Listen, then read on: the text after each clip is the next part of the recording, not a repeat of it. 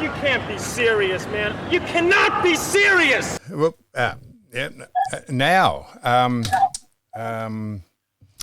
I'm going to speak to a man I've known not well, but I've known.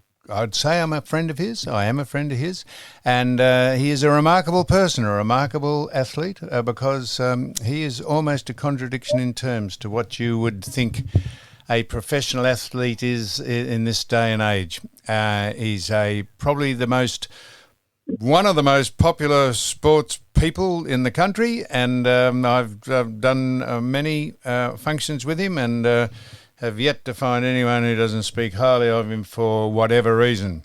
I won't go through all his statistics. I won't go through them all. There's just too many of them, but he's won Anzac Day medals, he's won Brownlows, he's won All Australians, he's won Club Best and Fairest, and that's in his football part of his football life. And outside his football life is another success story in itself. And on the line, I think in his car with his dog probably, is the great Dane Swan. How are you?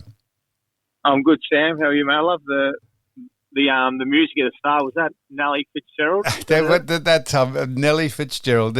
I will just tell people what that means. We did a shoot on the Footy Show many years ago, and I had in the car playing on the radio. I had Frank Sinatra, and Dane said,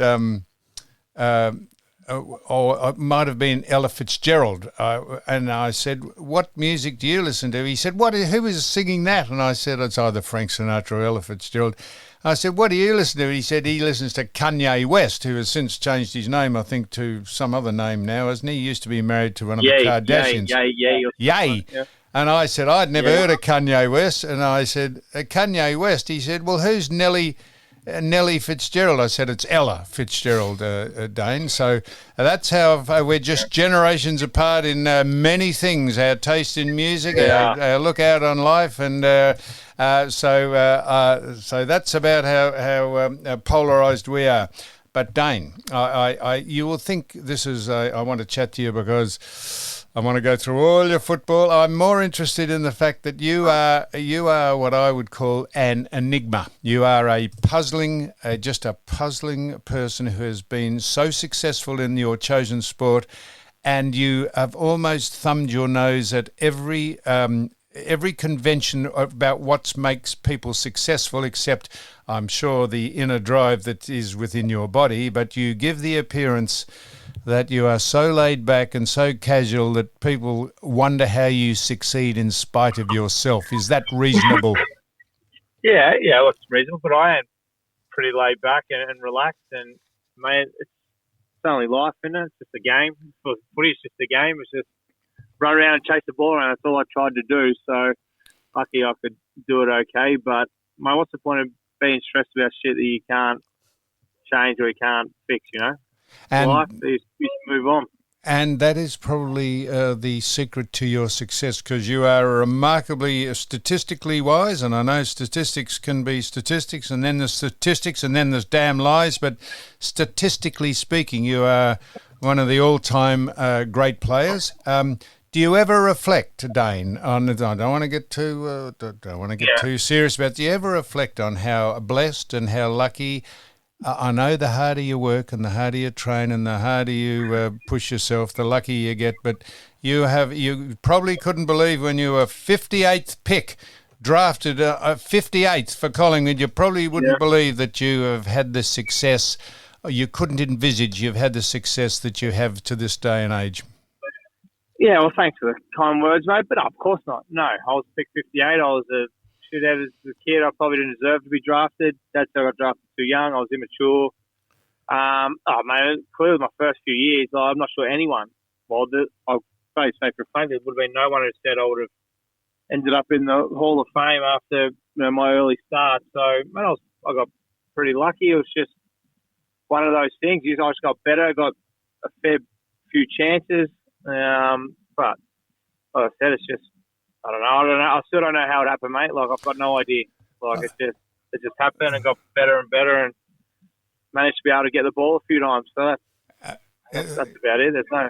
No, I suppose it's not rocket science, but I did neglect to say the reason I wanted to speak to you because you've just been inducted into the Australian Football Hall of the Australian Rules Hall of Fame, not the AFL Hall of Fame. It's the Australian Rules Hall of Fame. I got inducted in 2002, along with Jason Dunstall, who was made a legend with you on the day. Yep. Well, I know you only too well that you're laid back and you accept the trophies and you accept the accolades. But as you just said, there's more to life than probably playing football. Was it a thrill to get inducted into the Hall of Fame? Yeah, of course it was. You know, it's probably a nice way to put a ribbon or a bow on the end of your footballing career. It's the last thing I'll ever get sort of, honoured for, I guess, my footballing career. So it was a nice way to tie it all up, and that's the end of it now. But yeah, it's a nice honour. It's not something that I really think about or thought about, or to be honest, I've thought about since. But yeah, it's obviously nice to a group of 8 people or whoever's on the board or the committee to recognise you to have been good enough for a number of period of years to be able to seem worthy to go in the Hall of Fame. So yeah, but a bit like you, Sam, I know you're obviously very laconic and laid back. It hasn't changed my life, nor do I ask people to greet me as a Hall of Famer at the moment. It's just I woke up with a severe hangover the next morning, but once my life's been back to normal, I'm exactly the same as I was a week ago before I was in the Hall of Fame. So it is what it is. I guess the only thing it is for me, people, I mean, you, Sam, once, if we're in the front of the paper, we'll probably be Hall of Famer. If instead of in front of my name, instead of Brownlow medals, if I'm getting in trouble or my name's being typed in the paper or in an article these days, it'll probably have Hall of Fame, Dane Swan, instead of Brownlow medalist or premiership player. So that's about the only difference my life will be now. Well, you'd probably need a walking frame to hold your head up with all the medals you could hang round your neck, Dane. You've won countless medals for best on ground performances in all the great marquee games, Anzac Day, Brownlow medal, grand finals, Hall of Fame, Copeland Trophy medals. It is a remarkable. I wasn't obviously at the Hall of Fame. In fact, I wouldn't go to a lot of them because I know they're great when you get given one, but can drag on a bit, and we get a bit patronising to everyone that's there. But did your dear old mum and dad, Deirdre and Billy, were they there at the function? Yeah. Yep. So they were. So I think I got the record for the most amount of people. I had 34 people there. So Did you? I had 3 tables, but most people get one. So I had 3 tables. I asked for another, so I brought the wrap pack along on my table with a mate. And then I'll have my family on another table. And then Collingwood actually weren't there because they were on the bye week. So like Ned Kelly and Jeff Brown and all the power brokers at Collingwood were actually not there because they were on holiday. So I think they felt a bit guilty. So they bought me a table. So I ended up having 3 tables there, and I'm actually not in Collingwood Hall of Fame either, so they obviously don't rate me highly, which is fair enough. It's a subjective thing, but so I had 3 tables, so they were all there, and I think they all probably had a better night than me because all my mates that got to see all the legends they grew up idolising, so they have photos with all the Hall of Famers there, and my old man was speaking to all the old timers, so they had a great time. We all did. We all kicked on for quite a while after that, but I think everyone had a great night, and like I said, it's a nice way to end my footballing career. So that's the last free food and drink they'll get out of me. So your dad, Billy Swan, was a legend in the VFA, and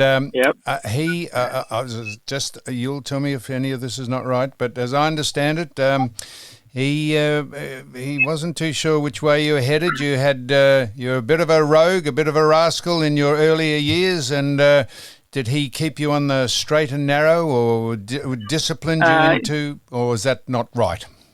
Yeah, he kept me as straight and narrow as he could.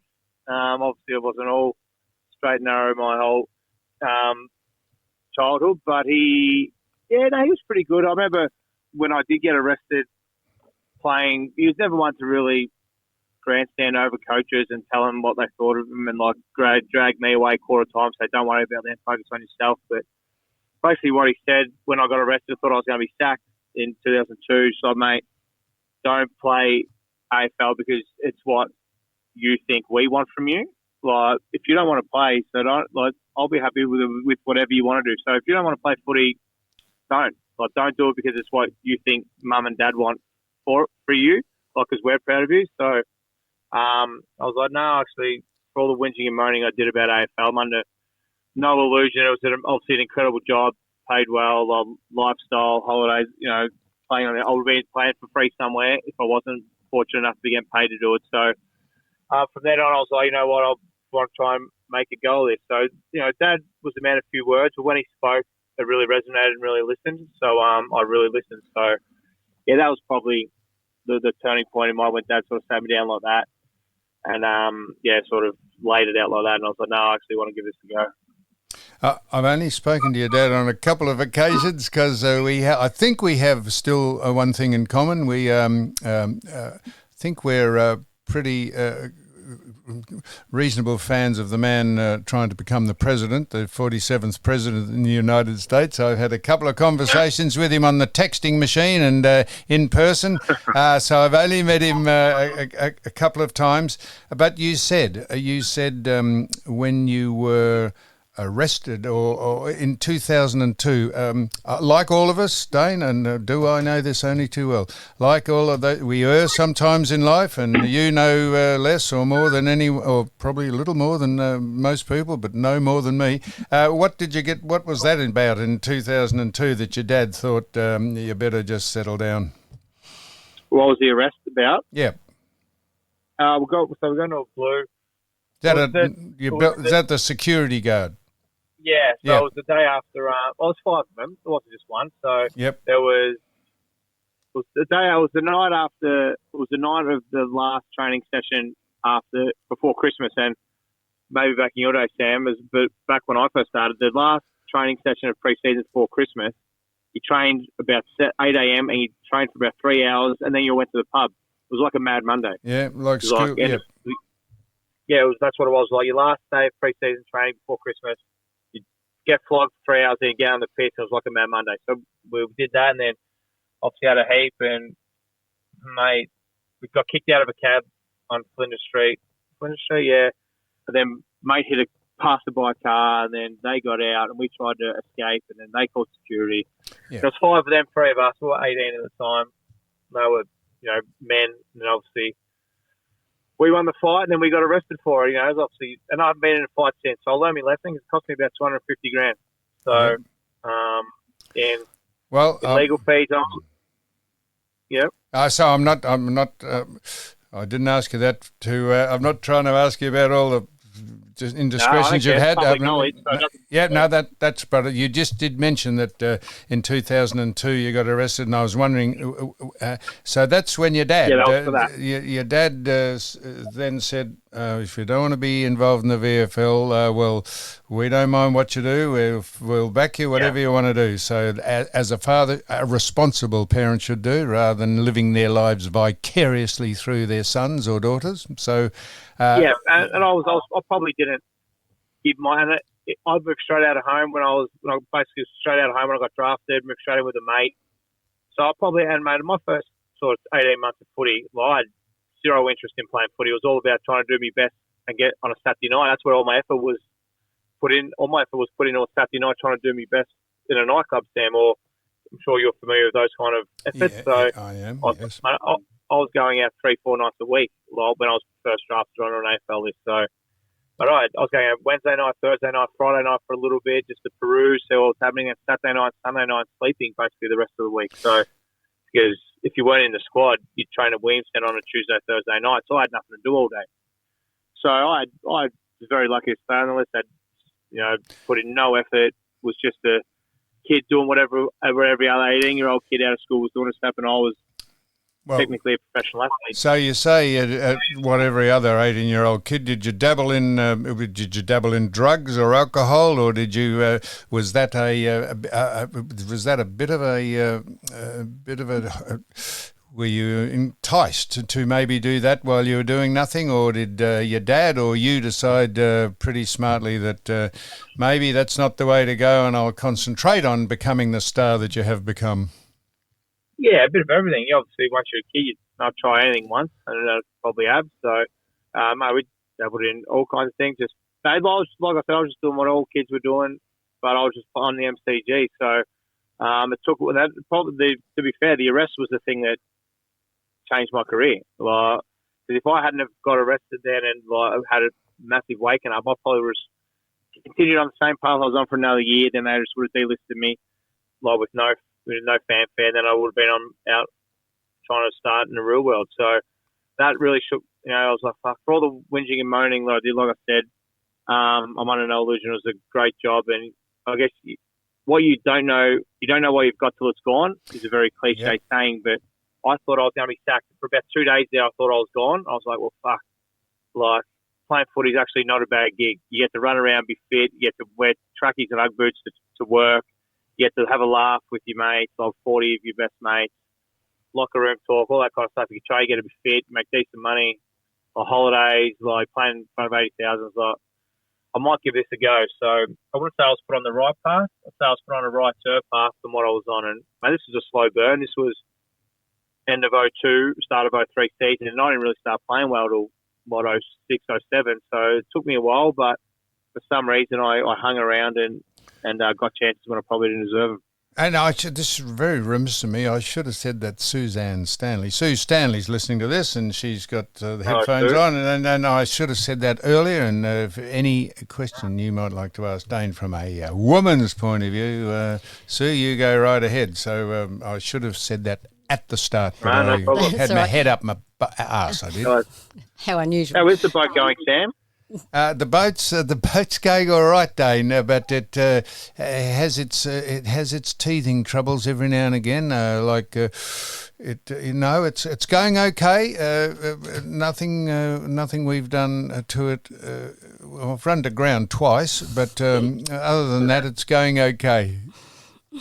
Where are you now? Are you on your boat or are you on your land? No, I'm sitting in the what's called the saloon area at the saloon table up at Airlie Beach. We're docked where we've got a 3-month mooring. So I'm just doing this from the boat. It sounds pretty swish, doesn't it? Beautiful. But it's not really. Yeah. What kind of weather we got up there? It was fantastic. Yesterday it closed over and thunder and lightning and it absolutely persistently rained, and we just found out there's the front windscreen's leaking, so there's about 20 things gone wrong with the boat, minor things, but they're all just teething problems, and we've been doing it I'm just telling you, we've been doing this on a YouTube channel called Original Smart as Sam, and we've had people around the world, not because it's us, they don't know who we are from Barrasoap, but people are fascinated because they go on holidays in camper vans or on boats, and they want to see if the same things happen to them as has happened to us. So we've had over a million people anyhow. So there you go. When are you coming? What is the tour of? When are you? I've got to come back for a couple of functions in September for the football month of September. So we'll bring the boat back, having got to stop it at the Gold Coast City Marina for a couple of repairs that happened when we broke a window. So we might leave it there, come home, and then fly back and get the boat. Nice. Yeah, no, thank you. So You remind me, Dane, of the modern-day Gary Ablett Sr., who have got so much talent and probably went outside the norms of what makes, you've probably been to many lectures from many coaches, and you've probably, what I did too when I was playing football, it goes in one ear and out the other. You're just dying to get out on the ground and show that you have reasonable reflex and reasonable skill, which puts you in the upper echelon of people who play this game. You're not interested in the dietitian ramming stuff into you. You just do it your own way, and I've got a feeling that you're just a very laconic, obscure, lateral person who succeeds not in spite of himself, but because of himself, by not taking it too seriously, a la Gary Ablett Sr. Yeah, well, I would say I'm quite normal. It's just all the other footballers are they're the odd ones because what they do, like how maniacal they are about their football and what they do to get the best out of themselves. I think they're the weird ones because in the end, football is just a simple game, and we played it since we were 10, and we're all good at it. All the players who play it, they were good at it when they were 10, 11, 12, 13, 14, 15, 16. So why you need to change your approach? Well, I don't know. Football was the 2 hours of football where you actually played it was the best part of the league. It was fun, and a lot of footballers feel that the most stressful part of the week. But for me, it was the best part. It was 2 hours where you could run around. So you had the head coach yelling during the break, but you just run around and chase the ball. That's all I did. It was when the all ball was down to it, me as a midfielder, all I had to do was run around and get the ball. So it was very simple. Coaches, as you can know, Sam, they can overcomplicate things, and there's so many coaches these days. A lot of them have to justify their jobs, which is understandable because they want to feed their families, they want to get paid. So you can go into a meeting for an hour and a half, and you've forgotten about what the first half hour was. So, and my brain probably can't squeeze all that in. So I just give me a couple of simple instructions, run out there, and that's all I needed. And I wouldn't even go to the meet. I wouldn't even have to go to training if I wasn't forced to. I've got a question for you, Dane. Because you are so talented and you did what you did, was there any part in your life where you said, wow, I want to be an AFL superstar, I want to win a Brownlow medal, do all the great things that you've come? Or is it just that you had the ability to, once you crossed that white line, you had white line fever, that you just wanted to be the best at what you could do at that sport? Yeah, well, I never wanted to play AFL. I was never the first best and fairest I ever won was at Collingwood in 2008. So I wasn't like I dominated through the juniors. Everyone told me I was going to play AFL. Because I wasn't told that, I didn't really care if I played AFL, and I wasn't a big dream of mine. So, but yeah, so I wasn't real like the way I trained, or I wasn't like I want to be a Brownlow medalist, or I'm going to be like Nathan Buckley or Scott Penderbury. I'm going to give every last second of every last ounce of effort I have in my body to get the best out of myself on the weekends. It was not like that. I was actually the other way. So I tried not to do anything from about playing on a Saturday, from probably a Wednesday after training. I wouldn't have left the house if I didn't want to. My mentality was like, I've got to reserve every ounce of energy I have for game day. So if I didn't have to go to training on the Friday, I wouldn't have left the couch, like just because I felt like I needed to reserve every ounce of energy. I didn't want to get a sweat in the warm-up. Didn't want to get a sweat. I was like, I'll save it all for game day. I don't know why people tackle before a game. I avoided being tackled in a game. Why would I want to tackle someone 5 minutes before I go out there and get a corky or bump someone? Didn't make sense to me. So, but come the 2 hours of game day, like I was laid back in that, but I tried to be the best player on the ground every time I went out there. Like, why wouldn't you? I'm playing footy, playing in front of 80,000. Why wouldn't I try and be the best player? And I tried as hard as I possibly could every game I played. So I absolutely resonate with what you're saying. A lot of people who live their lives through the people they're coaching or monitoring, they try and fizz you up when all you need to do is fizz yourself up. You don't need anyone else to get you to the line to be competitive. You weren't, but people were statistic oriented with you. They said, oh, you got 43 possessions in this game and 44, and then they said you broke the record, have got 48 positions. I would think, Dane, I just reading between the lines, I would think nothing could be further than truth that you go after chasing possessions, but you had that uncanny knack, as Jack Dyer used to say back in the 60s and 70s when he was on television, it's no good being where the ball ain't. You had that uncanny knack of just being able to read the play, and you were a quick player, not that you could run 100 metres in even time, but being quick means reading where you think the ball's going, and those statistics just mount up in spite of themselves because you're where the ball is most of the time. Exactly, yeah. And being quick in the mind is a lot better than being quick on the feet. If you can move before everyone else moves, where you're going to get some time and get a little bit of time to be able to get rid of the ball. So, but yeah, that's what my one skill was, the ability to get it. So as soon as I got rid of it, my next thought was, how am I getting it back again? So that's what I did. Stats wise, as a midfielder, you obviously wanted to get a lot. I'd rather have 40 than 30, and I'd rather have 30 than 20. But it wasn't a huge part of my job, of my thoughts when I was running. But I can promise you this, you certainly knew when you had zero halfway through the first quarter. Let me tell you, when you're running around halfway through the first quarter and you haven't had a kick, you fucking know about it. So you're running around trying to get a cheap one to get on the ball and get moving. And obviously at the MCG, the stats are all up on I think the top 10 stats are up there. So you're trying to be up there just because you want to play well. So, and for me to play well, it wasn't about kicking 7 goals or stopping the best centre forward or tagging someone. How I was going to be best on the ground was having 35 and kicking 2. So that's what I tried to do every week, and by any means necessary. Yeah, I probably lack defensive running, but when you've got the ball, no point chasing someone when you got the ball. So that was my goal. I'll get it more times than the opponent, and I'll come off better off. So this is a bit like asking who is your favourite, if you're a parent, who is your favourite son or daughter? But was there more thrill out of winning a Brownlow medal, which said that you were the best player in the eyes of the umpires in the competition out of the 240 people that play every week, I think, however that many is, or winning 2 Anzac Day medals for the best on the ground at the Anzac Day game between Collingwood and Essendon, the traditional game? Probably the Anzac Day medals. Well, for one, the Brownlow medal's an interesting thing for me. I don't understand why people love it. Like, for starters, and the umpires have a very tough job. I understand it's the toughest job in football, but no one thinks they do a good job. So why do we think the person who they vote for the Brownlow medal we all love? It's like an oxymoron. Like, no one ever leaves the MCG and goes, geez, you know what, Barry? Those umpires exercise some great judgment today. I reckon whoever they vote for will be spot on. So it's weird. Like, everyone hates the umpires and yells at them, oh, they fuck this, how they do.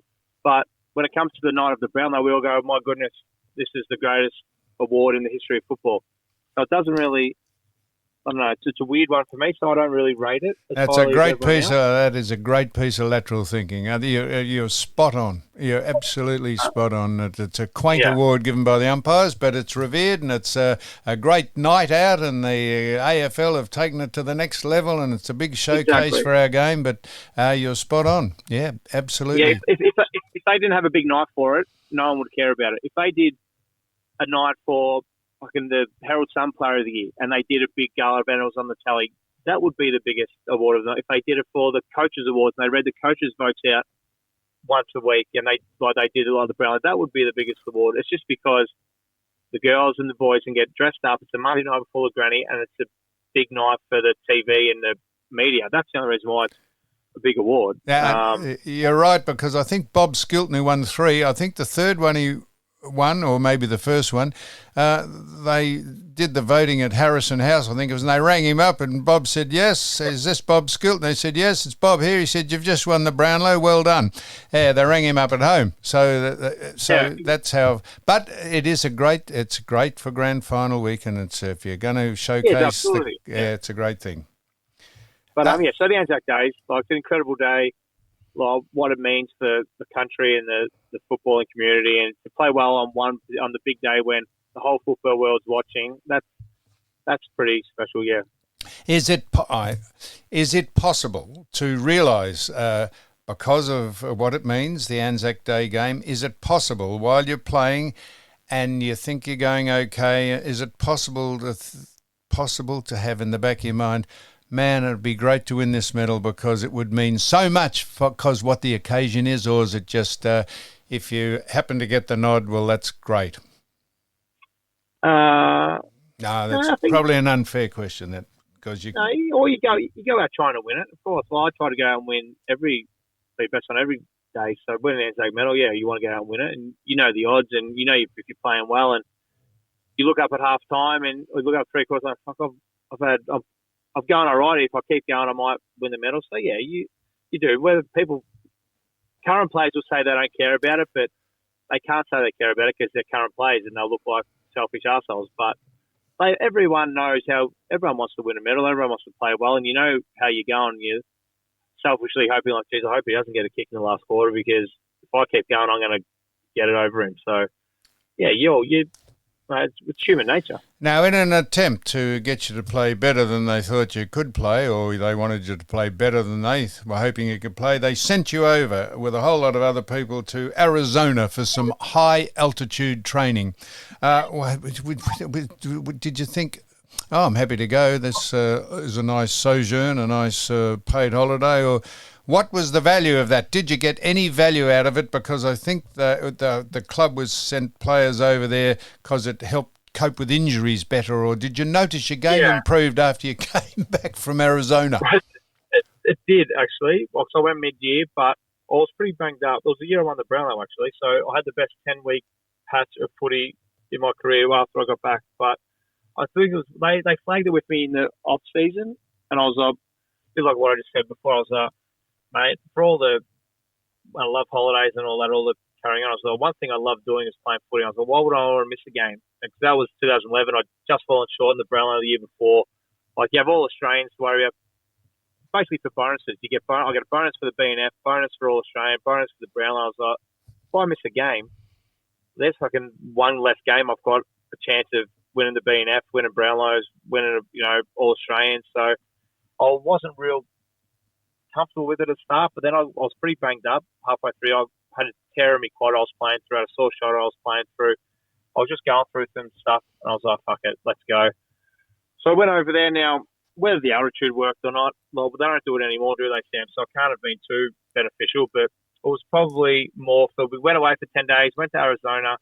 Arizona in the summer was 35 degrees. We trained for half an hour. We do fuck all, basically. We train for half an hour in the morning, go for a little walk, sit by the pool. No footy, obviously, over in the States. No one gave a shit about who we were. And it was more just to regenerate that way, I think. Just feeling good. I could have went to Byron Bay or the Gold Coast, I'm sure that probably would have made too much difference. But going over there, did a couple of hikes, like just being around with 4 or 5 of the boys, get some nice sun on the back. Went to a couple of the college games. And I came back after those 2 weeks and I felt awesome. Now, whether it was the altitude or just having a 2-week break in the sun, I'd say it was probably the latter, but came back and played the best 10 weeks of my career. So, yeah, I certainly think it had something to do with it. Whether it was altitude, I'm not particularly convinced, but was just getting a break and getting some sun. Now, you just was your salary performance based? You said were you paid a bonus or accordingly? Yeah. If you won a Brownlow or you won a best and fairest or you had so many possessions, was it top ended to be performance based? No, so everyone's like, once you get good enough, I wasn't on match payments or anything, but I had obviously a solid base, and then they always throw, your manager always tries to throw those little things in. I think I was getting like 50 for All Australian, 50 for the BNF or something like that. So, obviously, mate, you win them, there's $100,000. So, that's nothing to be sneezed at. So, you're trying to win those things. I didn't have possession bonuses. I don't think anyone does. People might have goal kicking bonuses if you win the goal kicking, but yeah, so most people would have BNF and All Australian Brownlow incentives. Yeah, so I know it's no different. So you had is this another performance based, another statistical thing? You had the record number of possessions. I think this is right. Record number of possessions against Greater West Sydney in 2011 when you had. Did you have 48 possessions in a game, only to be beaten? I think by. Can't remember who beat that. Someone from Melbourne. I should have written that down. I had 48 and 49 a couple of times. So, it's like sometimes the ball just falls in your lap more than others. Like you're going all right, but it's nothing exciting. It's just a fuckload of the ball. Yeah. I think the person that beat you, I should know his name. Beat you by default. Who? I think Tom Mitchell's had 50 in the game. Yeah, but I think they beat you by default because didn't they shorten the length of the quarters down to Didn't they shorten the length of the quarters down from 25 minutes to 20 minutes? And you had per capita more in the 5 minutes that they'd cut off the quarters, I think. Something like that. Well, I'll take it. I'll take it. I think I'll certainly take it. Mm. But statistics are just as I say. I played with a bloke called Doug Wade who had 7 possessions for the game in a couple of the games I played. And you think, well, gee, those 7 possessions, he kicked 6 goals, 1 in those possessions, and 1 in variable.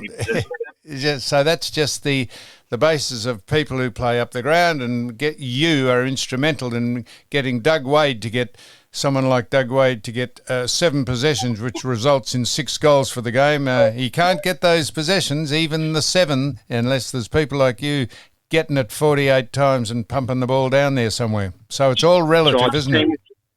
It is. It's a team game, Sam, isn't it? It takes us all. Now, just finally, Dane, I've tried to keep away from going through all your football career because, honestly, people know it backwards and forwards. But so would you ever put the headphones on before a game and listen to some music, or do you just keep to yourself? I played with the great Graham Farmer, who kept well away from everyone. He used to sit in the corner and just contemplate what his job at hand was. Other people would be shouting and getting frantic about getting excited. Do you put the earphones on and listen to what sort of music, or at all, either on or off the ground? Well, you wouldn't have had headphones back in your day, Sam, so that's probably why you guys didn't listen to them. We had a transistor radio we used to hang on to. At the wireless, yeah. But not really. Maybe early in my career, but I used to sit with the boy with the rap package sort of thing, and sit there in the locker room. Someone would have music on going, but we just usually sit there and talk shit. What if we have a bet on, what are we doing that night?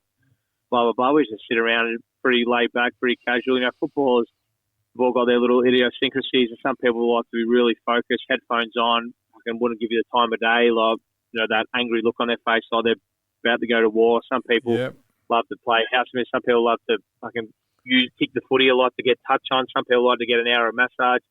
I just like to sit next to me locker and just talk shit until I was forced to run out there. That was about it. So that was about it. So people mightn't know this about you, but you're a businessman. You're involved in a club, a nightclub, or a venue. Do you still involved in the tattooing parlour? Or that's called. What's it called? Yeah, that's called Renegade Art Society. So it's in Brunswick. We've got a couple of bars in town. Got the Osborne in Commercial Road. Got the Union on Chapel Street in Windsor. Then we just got me and business partners bought one in Caxton Street in Brisbane. So hoping to have that open by Magic Round next year. So going all right. Got a tattoo shop. Do a podcast. Just bits and pieces, mate. Do some work with my cousin in the construction industry one day a week. Mate, just do enough just to pay the bills, mate. Look after the kids 2 days a week while this is at work. Well, we'll just get on to the kids just this. And finally, so you've been smart enough, Dane, to put away whatever you earned out of football. You've probably enjoyed yourself and been lavish at some stages, but you've certainly made sure that when this is all over and the awards stop coming, that you've got something that the game gave you, and you'll reflect on it, because you'll have a couple of businesses, 2 or 3 things that you've got involved in, and they will set you up for the rest of your life, which is probably pretty frantic at the minute, because you've got 3 kids, you've got twins, and another, I like the names, you've got Tate and Sage and Scout. Yeah, but just short names, so I didn't want to have too many syllables, so I didn't want to be able to remember them all. So, that's good. That settled you down, mate. That's brought it all into perspective and made it. Mate. You've got your lovely partner Taylor. Yep. The dog's still kicking. He's nearly 18, Barney. Well, he just won't go. No, so, I remember I picked you up one day to take you to something to do, and you had the dog with you. And I said, "What's the dog doing?" He said, "You said it's coming with me." I said, "Not in this car, it's not." I'm not sure if you followed me out with the dog or no. Anyhow, I know that 18, is it? Yeah, mate. He fucking doesn't do much these days, but he's the hardest one to deal with. You've got to pick him up, carry him down the stairs, and take him out. Like I'm not sure he's got long left, but he's had a fair life, that dog. I'll tell you what. But. Yeah, the kids, they're going all right, mate. They're actually just becoming more fun now, because I don't think kids are real fun when they're babies. They don't do anything. And if you're not the mother who breastfeeds them, they have that close bond, they just fucking sit there. feed them, give them some sunlight, like a bit of photosynthesis. Just they sit there and they're like plants. Feed them some water and drink them. So they don't do a lot, but now they're starting to be a handful now, mate. They're starting to run around and keep me on my toes anyway. And why did you go and fight someone over in the gather round over there? Do you think that was a good idea, or who did you fight? I did. I fought Dale Thomas. So I wasn't much of a fight, so I knew I had it sorted, so I didn't have to worry about it too much. I've always liked the boxing, so I still train with the boxing coach Mick Gina down at Collingwood once a week. And I got paid obviously well for it, Sam. Which you do nothing for nothing, but I've always enjoyed the boxing. It's the only sort of one sort of training that I enjoy these days. So fuck it, I'll have a fight and see what happens, and whether I have one more or not, we'll see. Money talks. Yeah, and you go and you don't sell yourself, but you go and play for various clubs. I was down in Tassie the other day, and you were down there. People require your services to A, draw a crowd, and B, perhaps help them win a game when they're down. So you do that. How often do you do that in a football season? Yeah. So this is my last week. This week coming up. I'm not sure if this is going out this week. Yep, this is going out. This is going out in an hour, mate. This is. Okay, beautiful. So before June 30, you can do it as many times as you want. Then after June 30, you can't. You can only play for one club. So I think I've done about 10 this year. Just say that again. So after June 30, you can only play for one club. So I guess that stops people all just going to the side who's going to play finals the week before finals or whatever it is. See. So you can sort of slate yourself around and play for as many clubs as you want before June 30. Then on June 30, you have to pick a club. So do you enjoy that? I do, mate, for a couple of reasons. I know one of them. Yeah. I love playing footy, and I'd be doing it for free if I wasn't lucky enough to be able to help out little communities and help them raise the money and all that kind of stuff. And the other one is, it gives me a good break from the family for a day. You can get out. Like my life's changed. Not like before we had children where you could just go to the pub on a Saturday or go to Queensland or go to Sydney and go have a drink and say, "Oh, we'll be home tomorrow."